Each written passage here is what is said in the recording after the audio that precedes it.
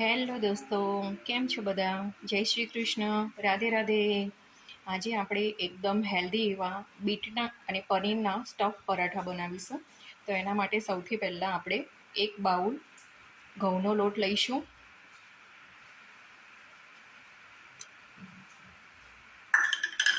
પછી એમાં 1 ચમચી તલ નાખીશું. હવે આપણે એમાં સ્વાદ પ્રમાણે મીઠું નાખીશું. હવે આપણે એક નાની સાઈઝનું ક્રશ કરેલું બીટ નાખીશું.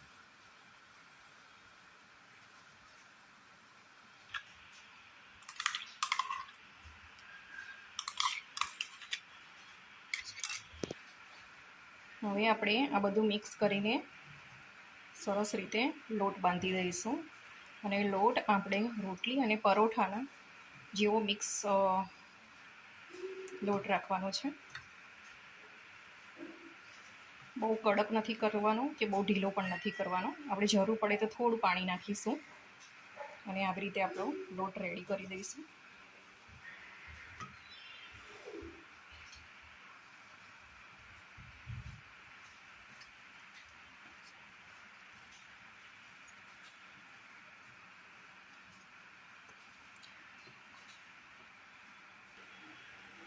આપણો લોટ રેડી થઈ ગયો છે. હવે આપણે સ્ટફિંગ બનાવીશું. સ્ટફિંગ બનાવવા માટે સૌપ્રથમ આપણે એક બાઉલ લઈશું અને પછી તેમાં પનીરને છીણી દઈશું.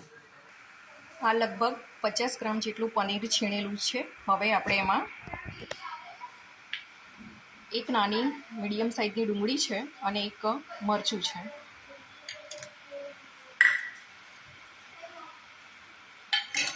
અને એમાં ધાણા છે. પછી આપણે એમાં સ્વાદ અનુસાર નમક નાખીશું અને કાળા મરીનો પાવડર નાખીશું. હવે આપણે 1 ચમચી રેડ ચીલી ફ્લેક્સ નાખીશું.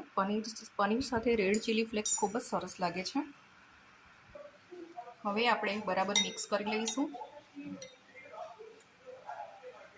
પનીરનું સ્ટફિંગ રેડી થઈ ગયેલું છે. હવે આપણે જે આપણા બીટનો જે લોટ બનાવેલો છે એમાં ભરીશું. હવે આ રીતે આપણે એક પરાઠો વણી લઈશું અને હવે આપણે એમાં સ્ટફિંગ ભરીશું.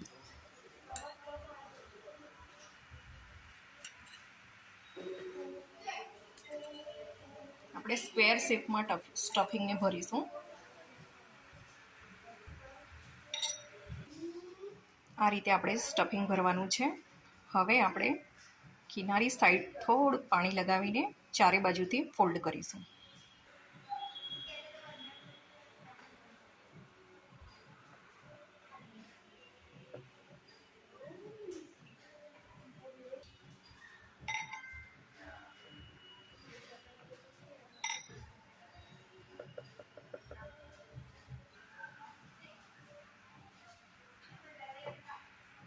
આ રીતે સરખી રીતે પ્રેસ કરતા જવાનું છે અને આપણે પોકેટ સાઈડમાં પરાઠાને સ્ટફ કરવાનું છે.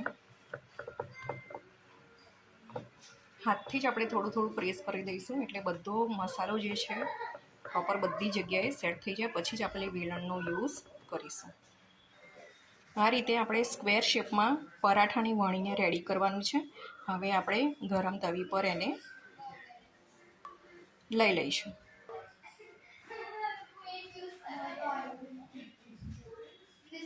જો આ રીતે બરાબર. હવે પછી આપણે એને લઈ લઈશું અને ધીમા તાપ પર શેકવા દઈશું અને પછી આપણે બંને સાઈડ થોડું થોડું ઘી લગાવીને શેકશું. પરાઠાને આપણે આ રીતે ધીમા તાપ પર જ શેકવાનું છે.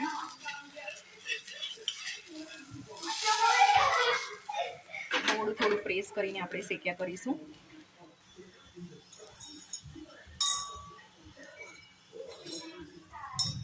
થોડું ઘી લગાવીશું.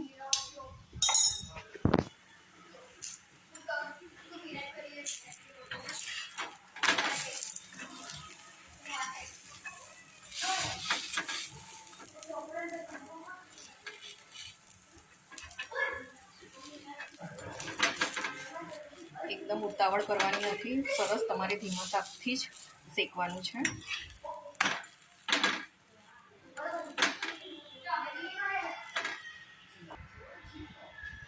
પરાઠો પ્રોપર શેકાઈ ગયો છે. હવે આપણે એને સર્વ કરીશું.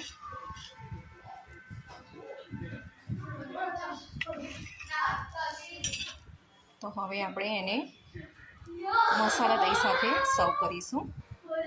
તો આપણો આજે પનીરનો પરાઠો એકદમ રેડી છે, જે બીટ અને પનીરના કોમ્બિનેશન સાથે બનાવેલો છે. જો તમને આ મારી ચેનલ જો તમને મારો આ વિડીયો ગમ્યો હોય તો મારી ચેનલને સબસ્ક્રાઈબ કરજો, લાઈક કરજો એન્ડ શેર કરજો. જય શ્રી કૃષ્ણ. રાધે રાધે.